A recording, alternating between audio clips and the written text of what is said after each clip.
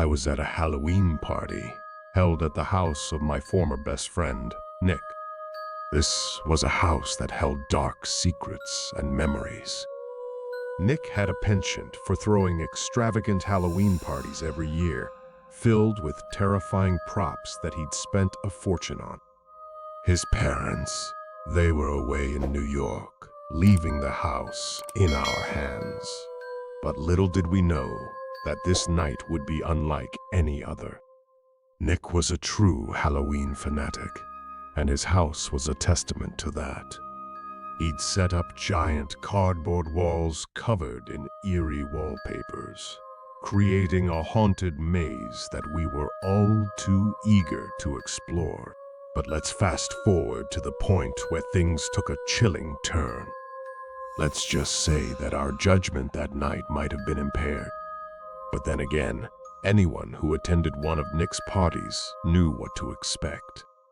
We were upstairs with Nick, my buddies, Vinny G, Joey, and Q.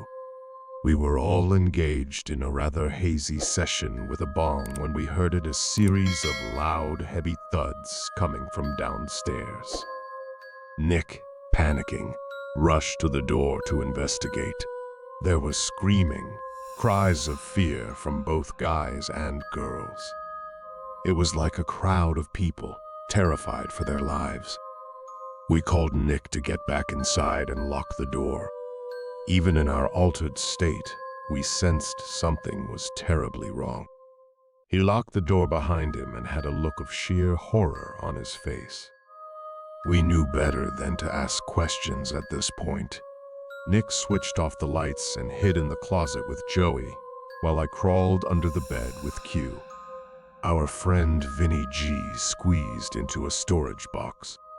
From our hiding spots, we could hear the thumping music downstairs suddenly go silent, replaced by the voice of a man shouting for everyone to be quiet.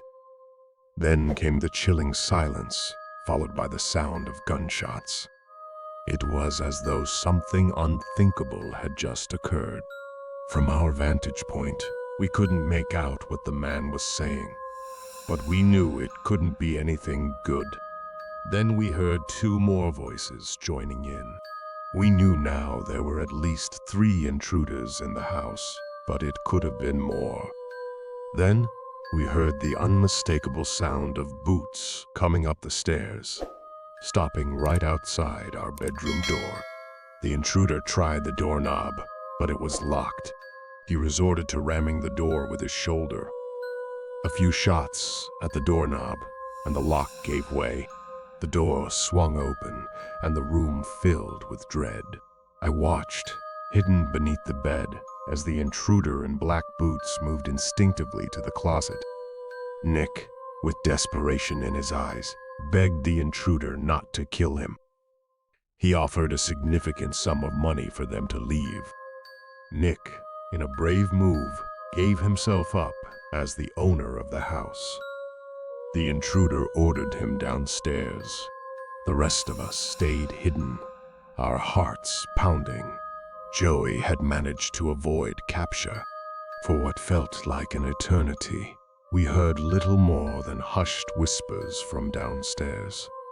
Then, the front door slammed shut, and Nick came running back upstairs to tell us that they were gone. But it was when we ventured downstairs that we saw the harrowing truth.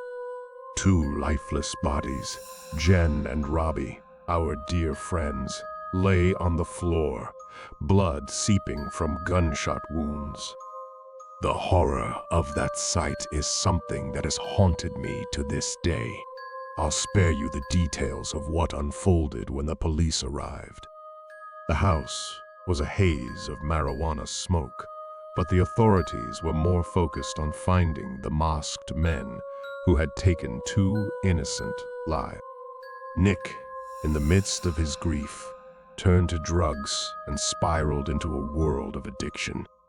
It was during one of my last conversations with Nick, tears streaming down his face, that he admitted he lived with the constant pain of knowing he caused the death of his best friends.